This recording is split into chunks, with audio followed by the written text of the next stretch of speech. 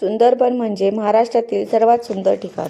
असं ठिकाण की जे संपूर्ण जगात कुठेच नसेल. तिथे 24 तास अंधार असतो. इतकं घनदाट की ते जंगल जिथं सूर्यप्रकाश देखील पोहोचू शकत नाही आणि माणूस तर अजिबातच नाही. गेले 26 वर्ष सुंदरबन कोर्टाच्या आदेशामुळे पर्यटकांना कायमचं बंद झालं होतं. सुंदरबन खरंच सुंदर, जास्त सुंदर होतं. घनदाट हिरवीगार झाडी आणि डोंगरांमधून खळखळ वाहणारी नदी. त्याचं नदीचं पाणी साचून खाली तयार झालेला छोटासा बंधारा. पावसाळ्यात हे ठिकाण आणखीनच सुंदर दिसते. इथे जंगली प्राणी पण भरपूर असायचे. लोक पण भरपूर पर्यटनासाठी इथे यायचे आणि जंगलाच्या प्रेमात पडायचे. होतच ना ते नावाप्रमाणे सुंदर. पण या जंगलाला नजर लागली आणि ही 26 वर्षापूर्वी हे जंगल न्यायालयाने रिस्ट्रिक्टेड एरिया म्हणून जाहीर केले. तेथे कोणाला जायची परवानगी नव्हती आणि मुळात तिथे कोणी जाऊच शकत नव्हता. कोणाच्यात एवढी हिंमत नव्हती की कोणी तिथं जाऊन परत येऊ शकेल. 1994 साली या जंगलात घडलेल्या एका घटनेने संपूर्ण महाराष्ट्र हादरला होता. दिवस आजचा. नमस्कार, मी सौरभ घाटगे. स्वागत करतो माझ्या नवीन व्हिडिओमध्ये. तर आज आपण आलो आहोत सुंदरबन जंगलाच्या सफारीवर. नुकतेच ते जंगल सरकारने पर्यटकांसाठी खुले केले आहे आणि आता आपण इथे पोहोचलो आहोत. सौरभ मोबाईलवरच्या सेल्फी कॅमेऱ्यामध्ये त्याचा नवीन व्लॉगचा व्हिडिओ बनवत होता. सौरभ कोठारे इंजिनिअरिंगच्या शेवटच्या वर्षाचा विद्यार्थी. अभ्यासात पण तसा जेमतेमच होता. त्याला फारसे मित्र नव्हतेच आणि जे होते ते कामापुरते होते. याचा वापर करून झाला की याला सोडून जाणारे. तो आयुष्यात खूप एकटा होता पण खुश होता, कारण त्याला फिरायची भयानक आवड होती. महाराजांचे गड किल्ले फिरणे, आणखी कुठली मंदिरे फिरणे, त्याचा माहितीवर व्हिडिओ बनवून सोशल मीडियावर टाकणं हे त्याचं सुरू असायचं. तरी पण त्याला कोणी खास असा जवळचा मित्र नव्हता. नवलच म्हणावं लागेल ते. तर मंडळी, इथे खूप धुकं आहे आणि आपल्याला 50 फुटावरचं पण नीट दिसत नाही. तसा त्या जंगलात जायला लोक तिथल्या गावातल्या सुंदरवाडीमधला एक गार्ड घ्यायचे. तसे पण लोक इथं यायला धास्तावायचे. पण ह्या हिरोला गार्डची नको होता. तो एकटाच आला होता आणि त्याला एकट्याला फिरायचं होतं. तो निघाला. मोबाईलला फुल चार्जिंग केलं होतं. त्याने फोटो काढत व्हिडिओ बनवत तो निघाला. पुढे जाऊ लागला. त्याला चारही बाजूने धुकं दिसत होतं आणि हा आला होता गुरुवारी. आठवडी वाराला चुकून पण कोणी इकडे फिरकत नसे.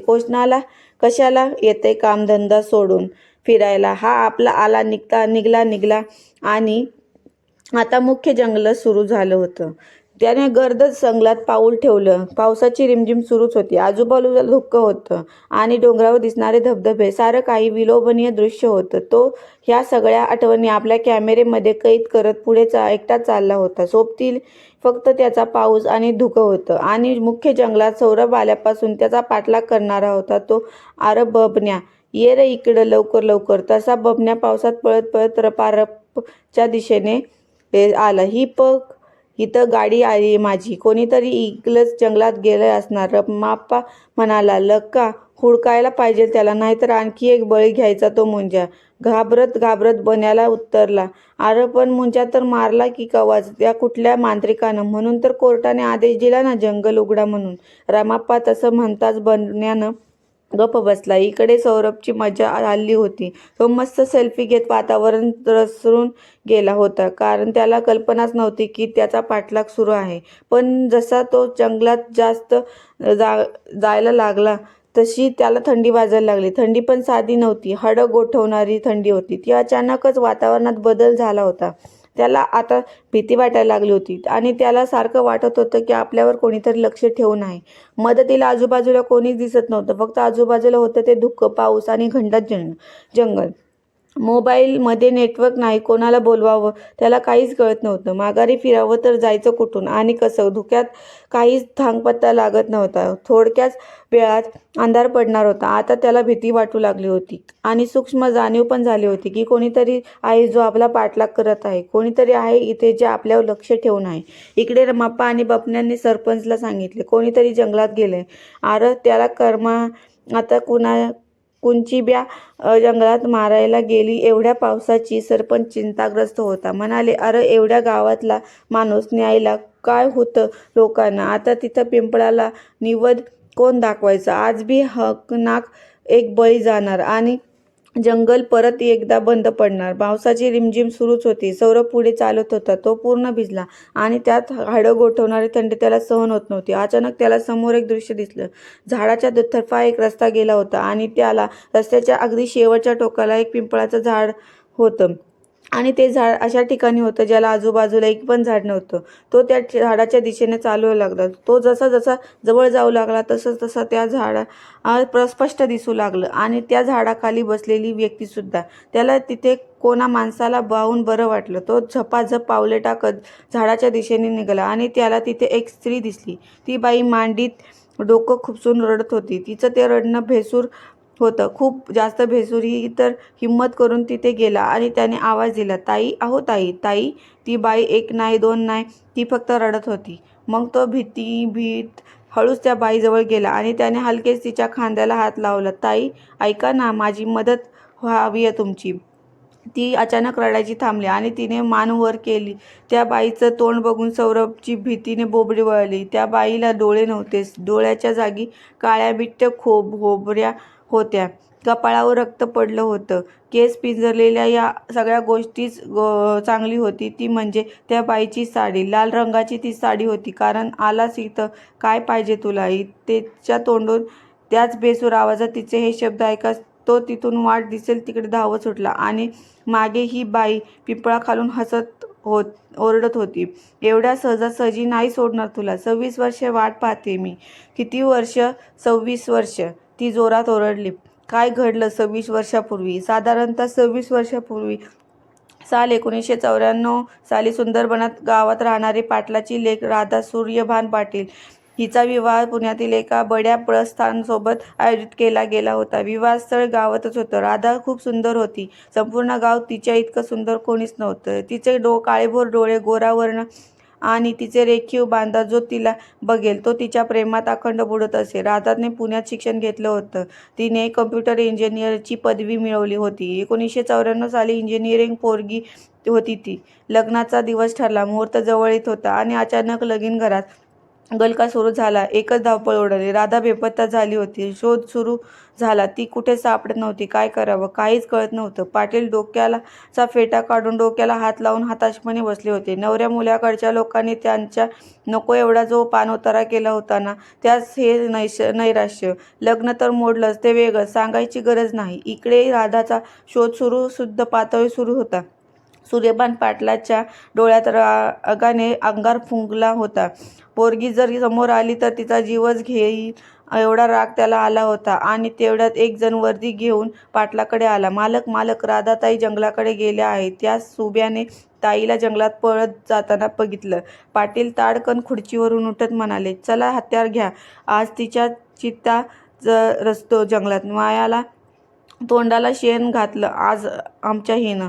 आज काय तिची ती ठेवत नसतो तिला. सूर्यभान पाटील आणि गावातली माणसं जंगलाकडे चालत निघाली.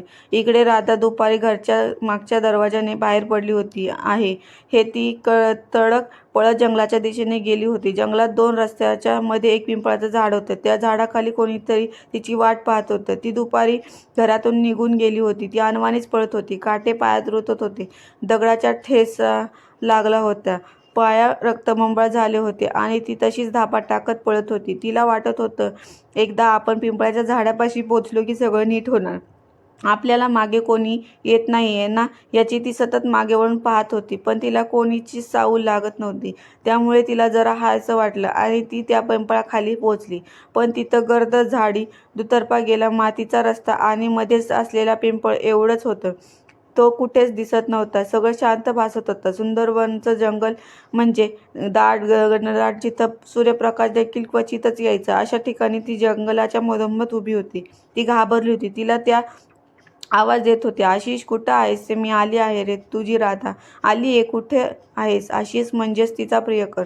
दोघे कॉलेजला एकत्र होते. आधीच मैत्री झाली, मग प्रेम झालं. पण आशिष दुसऱ्या जातीचा होता. पाटलांनी कधीच मान्य केलं नसतं. असं त्यांनी ह्या पळून जायचा प्लॅन आखला होता. म्हणून पळून जायचं आणि मुंबईला जाऊन लग्न करायचं, बस इतकंच. कोणाचाच आवाज येत नव्हता. तिथं फक्त तिचा आवाज होता. तिला वाटलं आशिषला उशीर झाला असेल, म्हणून तिने तिथेच झाडाखाली वाट पाहत बसायचं होतं. केलं पक्क. 2 तास उलटून गेले होते. ती रडत होती. पायाच्या जखमा ठणठणत होत्या आणि तिला कोणाची तरी चाहूल लागली. कोणीतरी आपल्या दिशेने येतंय असं तिला वाटलं. पण जे कोणी येत होतं ते एकटं नव्हतं. सोबत आणखी कोणीतरी होतं असं तिला वाटत होतं. आवाज जवळ येत होता. पाहते तर काय, समोर गावातील लोक आणि पाटील सगळेजण तिच्याकडे येत होते. तिच्या अंगात रान नव्हते. ती उठायचा प्रयत्न करत असतानाच तिने जे समोर पाहिले त्याने ती जागेवरच थबकली. समोर येणाऱ्या लोकांमध्ये 2 लोकांच्या खांद्यावर हात टाकलेला अर्धमेल्या अवस्थेत एक माणूस होता आणि तिने त्याला नीट पाहिल्यानंतर तिला समजलं की त्याला आशिष होता. पाटील तिच्या जवळ आले आणि खानकन मुस्कान ठेवून दिली. पाटलांनी तिला शिवाशाप द्यायला सुरुवात केली, मारहाण करायला सुरुवात केली आणि मारहाण करता करता एका राधाच्या डोक्यात एक वर्मी घाव घातला आणि ती जागेवरच गतप्राण झाली. पाटील भानावर आले. त्यांना समजलं की त्यांच्या हातून केवढा मोठा गुन्हा झालाय. कशी जरी वागली असली तरी पोटची पोर होती. ती पोटच्या पोरीचा जीव घेतला म्हणून पाटील वर बडवून घेऊन रडू लागला. आजूबाजूचे लोक त्यांना शांत करत म्हणाले, पाटील, ह्या पोरगा ह्याच्यामुळे झालंय सगळं, याला जिद्द ठेवू नका. ते ऐकताच पाटलाची तळपायाची आग मस्तकात गेली आणि त्यांनी अर्धमेल्या आशिषवर झडप घातली. पाटलांनी आशिषचा देखील जीव घेतला आणि त्यांच्या मृतदेहाला मागच्या दरीत टाकून दिले. राधाच्या मृत्यूने जखमी झालेल्या पाटलांच्या मनावर आशिषचा जीव घेऊन खपली पडल्यासारखे झाले होते. त्यांनी तिथेच निर्णय घेतला की राधाच्या देहाला या पिंपळाच्या झाडाखाली अग्नी द्यायचा. सोबत आलेल्या लोकांनी पाटलांना सांगितले, पिंपळाच्या झाडाखाली अग्नी देऊ नका. पण पाटलांनी कोणाचाच न ऐकता अंत्यसंस्कार पार पाडले. या घटनेला होऊन 1 वर्ष झाले. त्या दिवशी सूर्यभान पाटील आपल्या खोलीत झोपले होते. तेवढ्यात कसल्याशा आवाजाने त्यांना जाग आली. ते खडबडून जागे झाले. त्यांनी खोलीतील दिवे लावले, पण दिवे लागेना. गड्यांना आवाज दिले, तिकडून पण उत्तर आले नाही. तेवढ्यात पाटलांच्या नाकात एक कुबट वास शिरला. तो वास इतका विचित्र होता की त्याचा जीव जसा गुदमरत होता आणि त्यांच्या कानी एक आवाज पडला, आबा, आबा, मी आलीये. आबा, तुमची राधा, मी आलीये. आणि तिच्यासोबत तो सुद्धा आला होता. दुसऱ्या दिवशी सकाळी एक बातमी वाऱ्यासारखी गावात पसरली. सूर्यभान पाटलांचा निर्गुण खून होता. कारण मृतदेहाची अवस्था एवढी वाईट होती की भयानक होती की त्याच्याकडे कोणाला पाहूच वाटलं नव्हतं. डोळ्यांच्या जागी डोळे नव्हते. त्याच्या चेहऱ्यात काळ्या खोबण्या, संपूर्ण चेहरा रक्ताने माखलेला होता. डोळ्यावर एक जखम होती. हात धडापासून वेगळे केले होते. पोलीस घटनास्थळी आले तेव्हा तेवढ्यात त्यांच्या घरातला एक गडी म्हणाला, साहेब, आज राधाताईचं वर्षश्राद्ध होतं. त्याच जागी करायला मी गेलो होतो आणि येऊन बघितलं तर सकाळी हे असं. इन्स्पेक्टर मोहिते त्या ठिकाणी आले होते. त्यांना गावात येऊन 4 महिने झाले होते. त्यांनी विचारले, ही राधा कोण? तेव्हा त्यांच्या गड्यांनी सांगितलं. पोलीस राधा, आशिष आणि घडलेली सर्व घटना सांगितली. मोहिते हे सर्व ऐकून चक्रावून गेले. त्यांनी तिथेच हवालदारांना आदेश सोडले. गेल्या वर्षी सूर्यभान पाटील आणि त्यांच्यासोबत त्या दिवशी जंगलात गेलेल्या सर्व लोकांना शोधून त्यावर सुदोष मनुष्यवधाचा गुन्हा दाखल करा. पोलिसांनी हे काम अत्यंत शिस्तीने केले. गावामध्ये त्या दिवशी पाटलांसोबत गेलेले जवळपास 15 जण सापडले. त्यांना अटक करून त्यांच्यावर गुन्हा दाखल करण्यात आला. आता गावात सगळं नीट आणि सुरळीत चालू होतं आणि एक दिवस अण्णा कुंभार गावातून बेपत्ता झाले. त्याची बायको रडत भेकत पोलीस स्टेशनला आली. रीतसर पोलिसांनी तक्रार नोंदवून केली आणि शोध सुरू केला. अण्णाच्या बायकोने ती सांगितल्याप्रमाणे तो जंगलाच्या वाटेने पलीकडच्या गावाला जायला निघाला होता. पण तो काय पलीकडच्या गावात पोहोचला नव्हता. पोलिसांनी जंगलात शोध सुरू केला आणि शोध पोहोचला तर पिंपळाच्या झाडापाशी. इथे पोलिसांना अण्णाच्या छिन्न-विछिन्न अवस्थेत सोडून लागलेला मृतदेह मिळाला. सूर्यभान पाटलांचा मृतदेह आणि अण्णांचा मृतदेह यात काहीच फरक नव्हता. तेच डोळ्याच्या जागी खोमण्या, चेहरा रक्ताने माखलेला आणि डोळ्यांवर जड वस्तूने मारलेली खून एवढंच, आणि डावा हात धडापासून वेगळा केलेला. मोहितेंनी अंदाज बांधला, चोरीच्या उद्देशाने खून झाला असावा, पण 2 खून एकाच प्रकारे म्हणजे हे काम एकाच व्यक्तीचं आहे असा त्यांनी कयास बांधला. इकडे 15 दिवसांत दुसरा बळी गेल्याने गावकरी चिंतेत होते. त्यांना ज्याची भीती वाटत होती कदाचित ती परत आली होती, ती म्हणजे राधा आणि तिच्यासोबत असलेला तो. पाटलांना एवढ्या त्यावेळी विनवण्या केल्या होत्या तरी त्यांनी गावकऱ्यांचे काहीच ऐकले नव्हते. त्यांच्या कर्माची फळे आता गावकऱ्यांनाच भोगावी लागणार, कारण त्याने तिला पिंपळाच्या झाडाखाली अग्नी दिला होता. गावाचा सरपंच होता दिलीपराव जाधव. सरकार त्यांना सगळे सरकार म्हणायचे. त्याने ग्रामसभा बोलवली आणि ग्रामसभेमध्ये त्यांनी सांगितले की आपल्याला जी शंका वाटत आहे ती आपण मोहिते साहेबांच्या कानावर घालायची. हे जंगल म्हणजे आपलं धन आहे. वर्षातले 4 महिने थोडे थेडके का होईना लोक इथे येतात, जंगल पाहतात. त्यावर काही लोकांची रोजीरोटी चालते. 2 खून, 2 बळी घेतले तर त्या सटवीने अजून किती घेईन माहीत नाही. याआधी आपण पोलिसांच्या मदतीने ते पिंपळाचे झाड जाळून टाकू. गावकऱ्यांनी देखील त्याला समर्थता दर्शवली. सरपंच आणि काही मोजके मंडळी पोलीस स्टेशनला गेले आणि मोहिते साहेबांना भेटून सारा प्रकार सांगितला. मोहिते साहेबांनी सुरक्षित माणूस, त्यांना ह्या सगळ्या अंधश्रद्धेवर काही विश्वास बसला नाही. पण त्यानंतर मोहितेने जे काही बोलले त्याने सरपंच काय सगळेच हादरले. मोहिते म्हणाले, जर सूर्यभान पाटलाला आणि त्या अण्णाला तुम्ही म्हणताय तसे राधाच्या भूताने मारले असेल तर हे अतिशय चांगले केले. माझा बदला तिने घेतला. सूर्यभान माझ्या हातून मारायचा होता, तो तिच्या हातून मेला. आणि मोहिते जोरजोरात हसून म्हणाले, पण साहेब तुमच्या या सगळ्यांसोबत काय संबंध? तुम्ही कोण? सरपंच म्हणाले, मी इन्स्पेक्टर आदेश मोहिते, आशिष मोहिते, ज्याला तुमच्या गावकऱ्यांनी त्या पाटलाने मारला ना, त्याचा मोठा भाऊ. आणि तो हसू लागला. इकडे गावकऱ्यांनी एक मोठा निर्णय घेतला. सरपंचाच्या नेतृत्वाखाली ते झाड गावकऱ्यांच्या लोकांनी जाळायचं ठरवलं. सरपंचासहित 15 लोकांनी ही जबाबदारी घेतली. दिवस ठरला, वेळ सुद्धा ठरली. वेळ होती मध्यरात्रीची आणि दिवस होता दर्श भाऊका अमावस्या.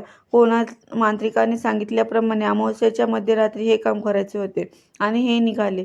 कोण हा उलट्या डोक्याचा मांत्रिक होता. त्याने सांगितले होते की अमावस्येला आत्मा जास्त प्रबळ असते. त्यावेळी त्याला नष्ट केले की ती परत येत नाही. जवळजवळ 48 तास झाले होते या लोकांना जाऊन, तरी कोणीच माघारी आले नव्हते. शेवटी एकाने जाऊन पोलिसात सांगितले. मोहिते हे सारं ऐकून फारच चिडले होते. त्यांनी पोलीस टीम घेऊन लगेच जंगलाकडे धाव घेतली आणि त्यांच्या झाडाचे दुरून दर्शन झाले. त्यांना ते झाड अगदी हिरवंगार दिसलं. वैशाखात सुद्धा पिंपळ टवटवीत हिरवंगार दिसत होतं. पण जातच त्यांनी जे पाहिलं ते फारच हृदयद्रावक होतं. त्या गावातून आलेल्या 15 लोकांचे जळालेल्या अवस्थेत मृतदेह तिथे पडले होते. सरपंच जाधव सुद्धा संपला होता. मोहितांना हे असं कसं अचानक झालं काहीच समजत नव्हतं. मृतदेहाची अवस्था एवढी वाईट होती आणि त्याच मृतदेह कुजलेला श्वास गुदमरत टाकत होता. तर झालं असं, त्या दिवशी हे सगळे गावातून निघाले. त्यांच्यासोबत तो मांत्रिकही देखील होताच, ज्याने हा उपाय सांगितला होता. गावातून जाधव, सरपंच आणि इतकी मंडळी पिंपळाच्या दिशेने निघाले होते. 1 तासभर चालून झाल्यावर त्यांना पिंपळाचे झाड दृष्टीस पडले. मांत्रिकाची पिंपळावर नजर जाताच एका बाईची जोरात किंकाळू संपूर्ण जंगलभर घुमली आणि एक घोंगार आवाज आला, मोहर येऊ नका, जिथं जायचं असेल तर मोहर येऊ नका. हा असला आवाज ऐकून मांत्रिकासोबत इतर मंडळींना दारुण घाम फुटला. पुढे जायची कोणाची धावजेना. सगळीकडे गावकरी जागेवर स्तब्ध उभे होते. मांत्रिकाने स्वतःला सावरत गावकऱ्यांना खडसावले, आज या 2 आत्म्यांना संपवले नाही तर आपल्याला संपवतील. घरदार जिवंत ठेवायचं असेल तर आजच्या आज यांचा निकाल लावलाच पाहिजे. ज्यांना आपल्या आईबापाला का पोरांना जिवंत पाहायचं असेल त्यांनी माझ्यासोबत पुढे चला. मांत्रिकाने असं बोलताच सगळे लोक पुढे पुन्हा उठले आणि पिंपळाच्या झाडाकडे जाऊ लागले. जसजसं झाड जवळ येऊ लागलं तसतसं वातावरणात बदल होऊ लागला. अचानक खूप गरम हवा सुटली. धुळीचे लोट उठू लागले आणि इकडे गणोजी, त्याच्या हातात रॉकेल आणि माचीस होतं. त्यानं स्वतःच्या स्वतःला पेटवून घेतलं होतं. गणोजी हा स्वतःच प्रकार इतका वेगळा झाला होता की कोणालाच काही समजले नाही. इतक्याच करत सरपंच धावला. झाडापाशी गेले. त्याच्या हातातून रॉकेल आणि माचीस होतं. झाडाकडे त्यांनी पाहिलं आणि जोरात ओरडले, "माफ करा आम्हाला राधे, माफ करा." आणि त्याहूनही अंगावर रॉकेल ओतून स्वतःला पेटवून घेतलं. आता एक एक माणूस पुढे झाडापाशी जाऊन माफ कर ओरडत स्वतःला पेटवत होता. सगळे पाहणारे स्तब्ध. कोणी कोणाला काहीच बोलत नव्हतं किंवा कोणीच कोणाला वाचवायला जात नव्हतं. काय झालं होतं गावकऱ्यांना तेच काही कळत नव्हतं. मांत्रिक हे सगळं पाहून चक्रावला. त्याने त्यांचे मंत्रोपचार सुरू केले, पण काहीच फरक पडत नव्हता. अमावास्येला त्या अतृप्त आत्म्याच्या वाढलेल्या शक्तीपुढे मांत्रिकाचा सुद्धा निभाव लागत नव्हता. याआधी तर मी अमावास्येलाच या आत्म्याच्या मूर्ती देत आलोय. आज अचानक असं काय झालंय? तो स्वतःसोबत पुटत होता. पण त्याचं कारण होतं भावूक अमावस्या. गेल्या वर्षी याच दिवशी या दोघांचा जीव गेला होता. मांत्रिकाच्या डोळ्यापुढे सगळे गावकरी जळत होते आणि तो फक्त पाहू शकत होता. इतक्यात त्याच्या मागे कसली तरी चाहूल आली. त्याने मागे वळून पाहिले आणि 2 पावले मागे सरकला. समोर ते दोघे भाव उभे होते, राधा आणि आशिष. राधा लाल रंगाची साडीमध्ये अगदी भयान दिसत होती. डोळ्याच्या जागी खोमण्या, चेहऱ्यावर रक्त, डोक्यावर व्रण आणि आशिषचा डावा हात नव्हता, तिथून रक्त पडत होतं आणि चेहऱ्यावर अनेक जखमा. मांत्रिक शांतपणे मागे वळला. त्याने रॉकेल आणि माचीस घेतली आणि स्वतःला अग्नी दिली. ही घटना एवढी मोठी झाली की सरकार दरबारी याची दखल घेतली गेली. शासनाने या जंगलाला सर्वसामान्य माणसाला जायला बंदी केली. या घटनेचे गंभीर पडसाद उमटले होते. मोहित्यांची तातडीने बदली करण्यात आली. मृत्यूचे सुरू झालेले तांडव शांत झाले. तरीसुद्धा सुंदरबन भीती आणि मृत्यूच्या छायेखाली राहणारच होते, कारण अजून ते दोघे त्या जंगलातच होते. आणि शेवट कोरोना आला, लॉकडाऊन आले. हातावर पोट असणाऱ्या लोकांचे बरेच हाल झाले. त्यांना खायला काहीच नव्हते, हाताला काही काम नव्हते. अशावेळी लॉकडाऊन शिथिल झाल्यावर गावकऱ्यांनी पाठपुरावा करून सुंदरबनचे जंगल पर्यटनाला उडून देण्याची मागणी केली. अनेक पाठपुरावे करून पैसे वगैरे करून शेवटची जंगल खुले झाले. पण सरकारने एक अट ठेवली, परगावाचा व्यक्ती जंगलात एकटा जाणार नाही याची गावकऱ्यांनी काळजी घ्यावी. गावकऱ्यांनी एका मांत्रिकाकडून तिथे यज्ञ करून घेतला. मांत्रिकाने सांगितले, हे जंगलात आता भूताखेतापासून मुक्त आहे. पण कदाचित नियतीच्या मनात काहीतरी वेगळेच होते. दिवस आजचा. सौरभ वाट फुटेल तिकडे पळत होता. त्याच कॅमेरा केव्हा मागे कुठेतरी पडला होता आणि पळून पळून जेव्हा त्याला धाप लागली, तो एकटाच झाडाकडे टेकून उभा राहिला. सहज त्याची नजर वर गेली तर ते पिंपळाचे झाड, त्याच झाडाखाली तो उभा होता आणि त्याच्या कानी पुन्हा आवाज पडला, का आलास इथं? काय हवं आहे तुला?